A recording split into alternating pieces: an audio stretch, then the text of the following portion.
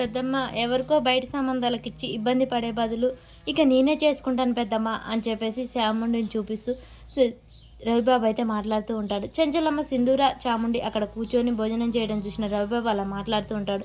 చెంచలమ్మ అటుగా చూసేసరికి చాముండి అక్కడ భోజనం చేస్తూ ఉంటుంది. ఇక చెంచలమ్మ పూర్తిగా చాముండినే పెళ్లి చేసుకుంటాడు అని రవిబాబు గురించి అనుకుంటూ ఉంటుంది. ఇక రవిబాబు మాత్రం రెచ్చిపోయి, పెద్దమ్మ బయట వాళ్ళకి ఇచ్చి ఇబ్బంది పడొద్దు పెద్దమ్మ, ఇంట్లో వాళ్ళు మంచిగా మన మనుషులకు ఇచ్చి చేస్తే బాగుంటుంది, నా మనసులో ఉన్న మాట చెప్తున్నాను పెద్దమ్మ, నేనే పెళ్లి చేసుకోవాలనుకుంటున్నాను అని చెప్పగానే రవిబాబు నువ్వు చెప్పేది నిజమేనా అనగానే అవును పెద్దమ్మ, ఈ నిర్ణయం నా మనసులో ఉంది, నేను మా అమ్మ నాన్నలకు కూడా చెప్పాను అని చెప్పగానే ఇంకా చెంచలమ్మ అయితే చాముండి వైపు చూస్తూ ఉంటుంది. చాముండికి కూడా బయట సంబంధాలు చూస్తున్నాం కదా, ఇక బయట ఎవరికో ఎందుకు ఇవ్వాలి, రవిబాబుకే ఇచ్చి చేస్తే బాగుంటుంది కదా, అయినా నేను దగ్గరుండి చిన్నప్పటి నుంచి చూస్తున్నాను. ఇక రవిబాబు ఇలా చెప్తూ ఉంటాడు, నేను దగ్గరుండి మా అన్న కాంచి చూస్తున్నాను, తన గుణగణాలు ఏంటో నాకు తెలుసు, నేనేంటో తనకు తెలుసు, కాబట్టి వరుసకు బావ కూడా అవుతాను, అందుకని నేను పెళ్లి చేసుకోవాలని అనుకుంటున్నాను. ఇక పెద్దమ్మ నీ నిర్ణయం, నేను అమ్మా నాన్నకు చెప్పాను, అమ్మా నాన్న ఓకే అన్నారు, నీ ఇష్టం అయితే నువ్వు ఒప్పుకుంటేనే పెళ్లి జరుగుతుంది, లేకుంటే లేదు అని చెప్పారు అమ్మా నాన్న అని చెప్పగానే రవిబాబు నువ్వు కూడా నా కొడుకువే, నువ్వు ఒప్పుకుంటే ఇంకా నాకు ఇబ్బంది ఏంటి అని చెప్పేసి చెంచలమ్మ ఒప్పుకుంటుంది. అంతలోకి అడుగు సింధూర వంటగదిలో నుంచి బయటకు వచ్చి కూర్చుంటుంది. చాముండి ఉంటుంది. ఇక రవిబాబు అటు చూడగానే చాముండిని చూసి ఒప్పుకుంది అనుకొని ఇక రవిబాబు అయితే సంతోషపడుతూ ఉంటాడు. సింధూరని చూడగానే అమ్మ సింధూర పెళ్ళికి ఒప్పుకుంది అని చెప్పేసి రవిబాబు సంతోషపడుతూ ఉంటాడు. ఇక చాముండి సింధూర ఒక్కాడే ఉండడంతో రవిబాబు సంతోషానికి అవధులు ఉండవు.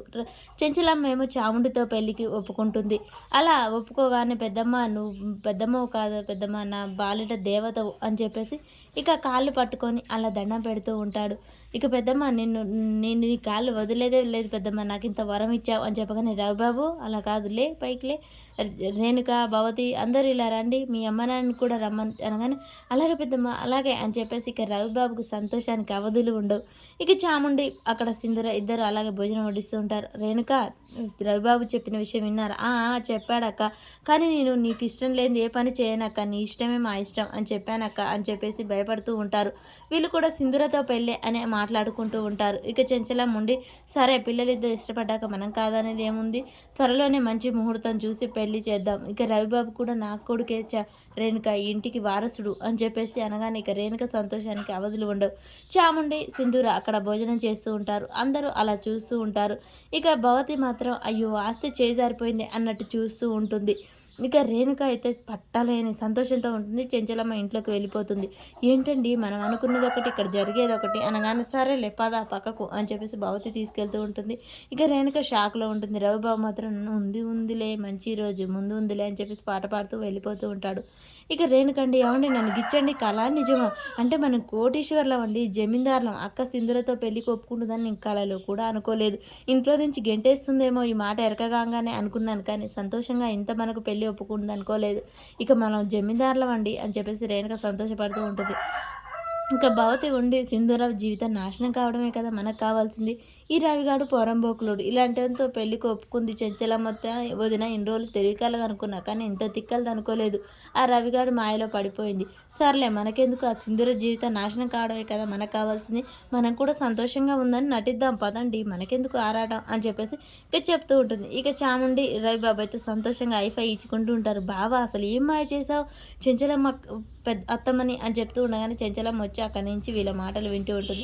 వీళ్ళ మాటలు వినరావు, చెంచలమ్మ వీళ్ళని చూసి సంతోషంగా ఉండడం చూసి వీళ్ళిద్దరు పెళ్ళికి ఇష్టపడ్డారు, అందుకే వీళ్ళు సంతోషంగా ఉన్నారు, ఎప్పుడు వీళ్ళు ఇంతే సంతోషంగా ఉండాలి చెప్పేసి చెంచలమ్మ అయితే సంతోషపడుతూ ఉంటుంది. ఇక ఈ చాముండి రవిబాబు అయితే సింధూర గురించి మాట్లాడుకుంటూ ఇక మనకు మంచి రోజులు వచ్చాయి బాబా, నువ్వు ఆ సింధూరని పెళ్లి చేసుకోవడం ఆస్తిని చేజిక్కించుకోవడమే, ఇక తర్వాయి బాగా మనకి ఏ బాధ లేదు అని చెప్పేసి వీళ్ళిద్దరు మాట్లాడుకుంటుంటారు. అవును చాముండి అవును, నేను నా పర్సనల్ సెక్రటరీగా పెట్టుకుంటాను కదా, నువ్వేం బాధపడకు, ఈ ఇంటికి వారసుని నేనే అని చెప్పేసి రవిబాబు అయితే చాలా అంటే చాలా సంతోషపడుతూ ఉంటాడు.